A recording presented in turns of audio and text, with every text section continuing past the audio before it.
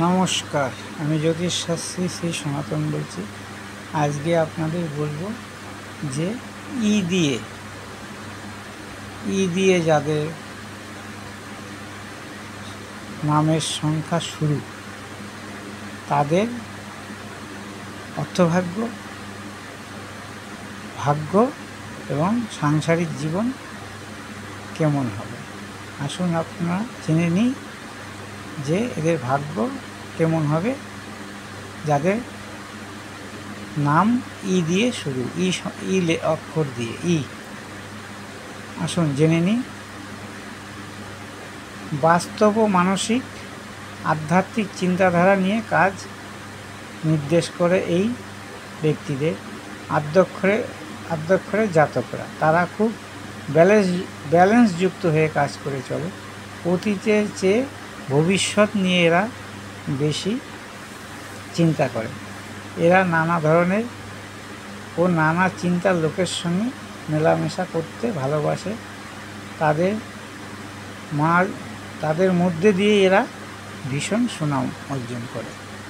এই ই সংখ্যার মালিক হচ্ছে আবার পাঁচ। ই সংখ্যার যে সংখ্যা তার হচ্ছে 5, সংখ্যা হচ্ছে 5, এর সংখ্যা। এই 5 সংখ্যার মালিক আবার হচ্ছে বুধ। এই বুধ যদি আপনার সুউচ্চ হয় বা নিজস্ব ঘরে থাকে বা শুভ গ্রহ দ্বারা দৃষ্ট হয়, তাহলে আপনার ভাগ্য হবে খুবই সুপ্রসন্ন, সরকারি চাকরি, অর্থনৈতিক অবস্থা ভালো হবে এবং বিদ্যায় এরা খুব উন্নতি করবে এবং বিদ্যার দ্বারা এরা প্রচুর সাফল্যতা অর্জন করবে এবং বিদ্যা দিয়ে এরা নিজের পরিচয়টাকে আগে বাড়াবে। দেখা যাক বুধ কোথায় থাকলে এই জিনিসগুলো ঘটবে।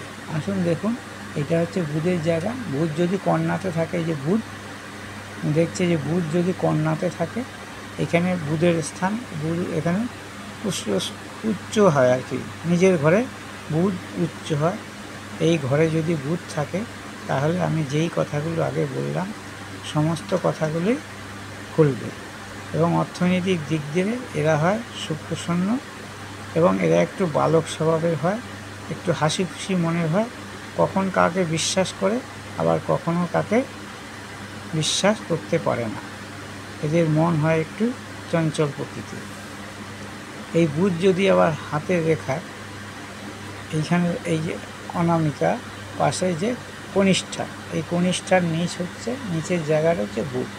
এই বুধের জায়গায় যদি স্টার থাকে, ত্রিভুজ থাকে, চতুর্ভুজ থাকে, তাহলে এই বুধের জাতক জাতিকারা বা এই ই সংখ্যার জাতক জাতিকারা হয় ভাগ্যবান এবং